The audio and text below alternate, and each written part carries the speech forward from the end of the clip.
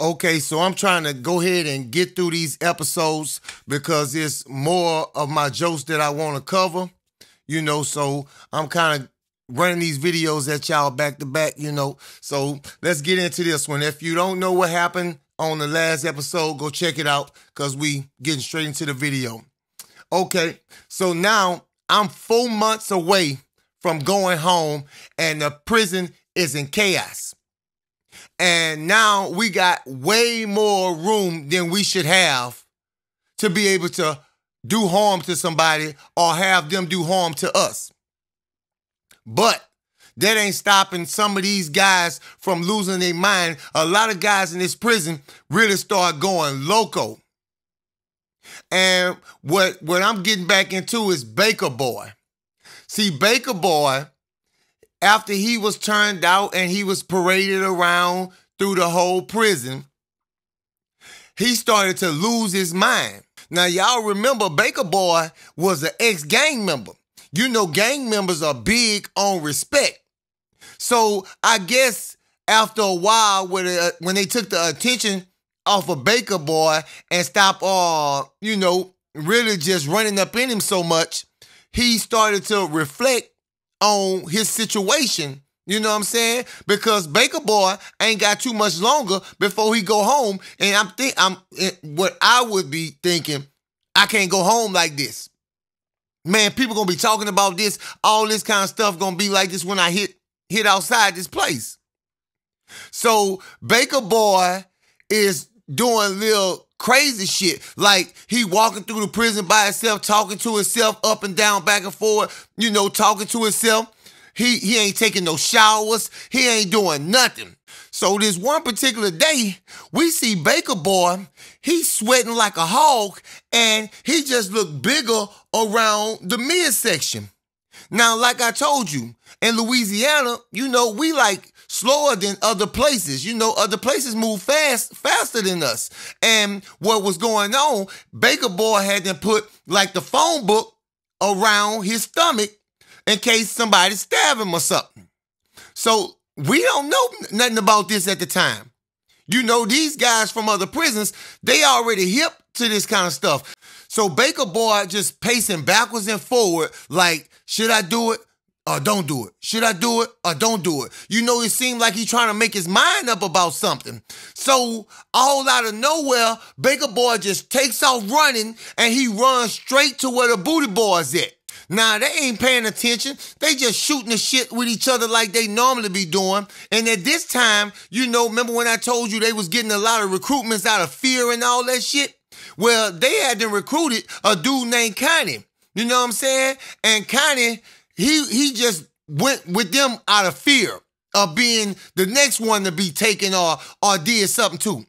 So he was down with him or whatever. So all of a sudden, out of nowhere, you see Baker Boy just dives. And he comes straight on the same bottom rack where Connie was. And he started poking Connie.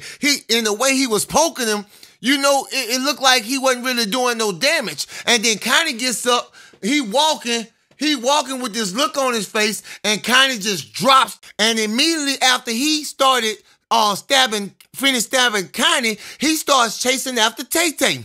So he's running after Tay-Tay with the blade in his hand, and by this time, he done got the attention of the booty boys. So the booty boys start running behind him and blindside him from the back. Pow! And they all get on him. They take the weapon from him. They don't stab him or nothing, but they beat and stomp him, beat and stomp him, beat and stomp him.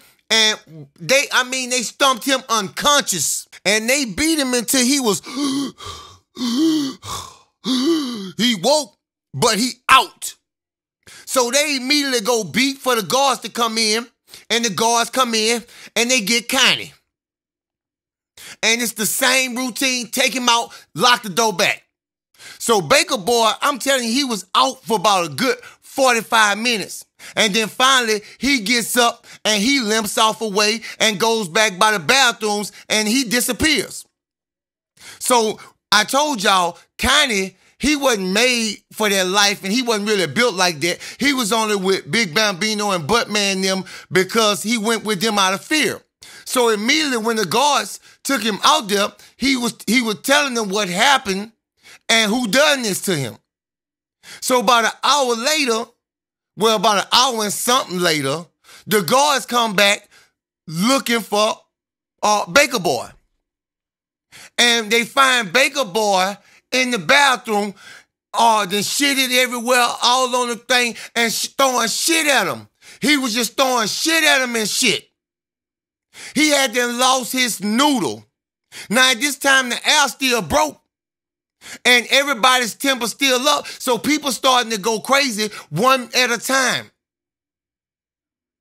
With all the stuff that's going on in here, a human being mind is not meant to process this kind of information. And all these type of things that's happening. And instead of the guards being trained and equipped to see that he's having a fucking breakdown, a mental episode, they charge in there, beat the shit out of him, hog tie him, and takes him the fuck out. So immediately, while all this going on, we over here, Vago saying they gonna make a move on him, on them boys too.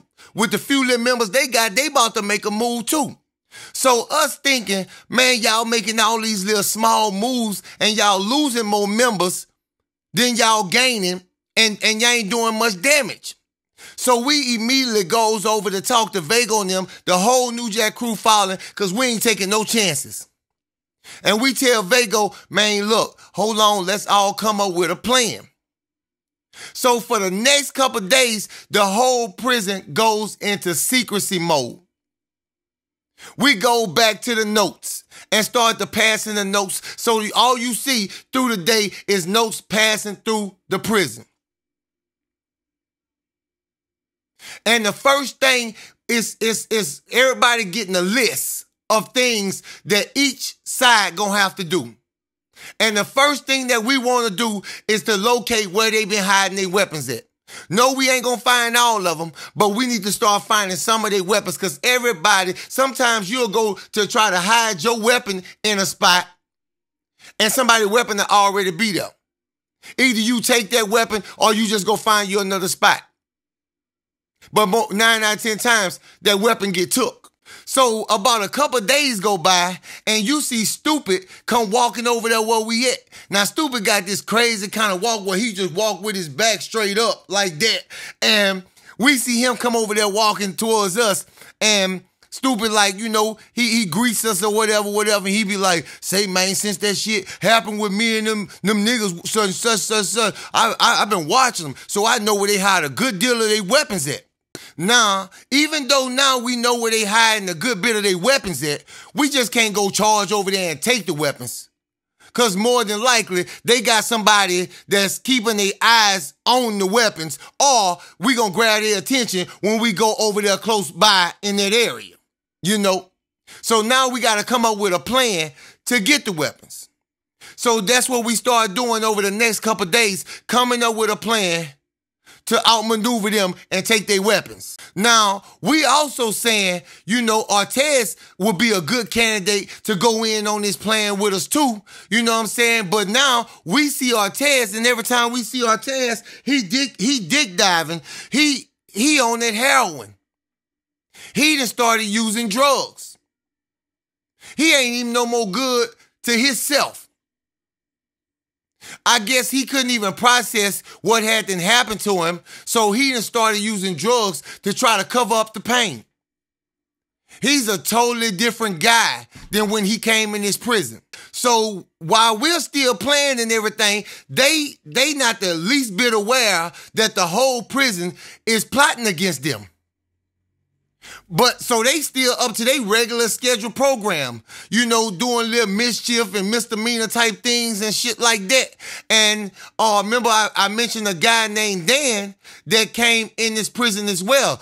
Dan is a chunky. And they've been plotting and scoping Dan for the longest. So now we're going to go into the night that we doing all this planning where everybody just sneaking off and meeting and putting notes in different spots, and you go pick up the note and leave a note, and all this happening. So everybody is tired. Now everybody getting in the bed and in their racks and going to sleep. You know, so I'm up drawing this night. I'm not tired at all, you know, cause it's hot as hell still, and I just can't sleep, so I'm drawing. So all of a sudden, I see Gemini come walking down, and he go sits on Dan rack. Now, Dan sitting on his rack eating a candy bar, you know what I'm saying, and reading a little, I guess it's a little magazine or something he might have had stashed or something. So I hear Gemini tell him, yeah, you know, you're a little cute or something, huh? And just rubbing him on his back, and Dan like, hey, I don't do all that, bro. Hey, man, I don't do all that. Hey, I mind my business and I stay to myself. And Gemini like, man, nobody give a fuck what you do, and if you mind your business, I'm trying to be your business. You know, I'm trying to get up in you tonight. You know, you want your ass beat, you know, or you want to give it to me. And then like, hey, bro, I don't want to fight you, but if I have to, I'm going to fight you. So, like I said, I'm overhearing all this, so I get up out my rack, and I don't even move too fast. I don't even want to even alert Gemini. So I start waking up everybody. Hey, man, get up. Just going through waking everybody up. Man, come on. Now, Gemini is sitting on Dan rack trying to molest this man by himself now down here. This is how confident that he is, that he been getting away with just doing this to people. And like I said, Gemini ain't from this prison. He fell in with them booty boys when he got here. So Roderick say, hey, go this way. And Bo go the other way, and I'm coming in from behind him. Now, he ain't even a bit more aware that we even creeping up on him, because he too into what he trying to do.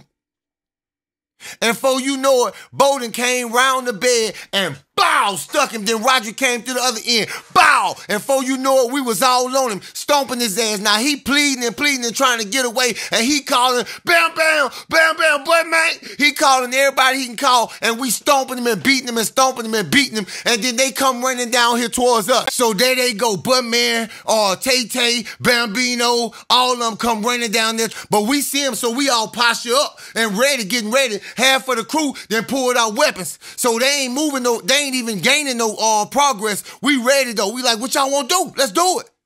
Your boy violating. So we all just stand down there passing words back and forth. We do that for about 15 minutes before everything cool down. So now everything then cooled down, and about way later that night into that morning, you see the community come walking down towards us and throw a balled up sheet on the bed and walks the fuck off. So we're like, what the fuck? So we open up the sheet, and it's about 15 of their weapons in that sheet. Now, y'all got to keep in mind, this is prison. And although you can get weapons, they not easy to come by. You got to get the material, and you got to make them weapons. That takes time. So we done got 15 of the weapons they had in our possession, thanks to the community. So like I told y'all, the whole prison is sick and fed up with them. They've been doing this too long. And the inmates that just got here, they sick of them. So nobody gets much sleep that night. Then finally, the COs come in and do check and say, chow. Then one half go to chow, then the other half go to chow. And then we back in the dorm. And we do our usually scheduled program. We head to the back racks. So now, Gemini still salty about what happened that night. So he comes with the booty boys. They come halfway and say, man, Gemini want to catch a one-on-one with Bo. He want to catch a one-on-one with Bo. So we like, man, what you want to do? Bo like, man, come on then. We like, all right, let's do it. So they get who they want. We get who we want. We head to the back. We throw Bo some shoes. They throw Gemini some shoes. They get in the bathroom. They swear up. When I tell you these dudes fought for about an hour, they back there fighting. And they picking each other up and slamming each other. Then they, let me get my breath. And then they back into the mix again. They going toe to toe. Then finally, I go to break the fight up, and boom, that bitch, Big Bambino, had to snuck me. And the next thing I fucking remember, I don't even know how much time had passed by, was Roger slapping my face, waking me up. That bitch blindsided me and knocked me the fuck out. When I woke up, the fight was over, they was gone.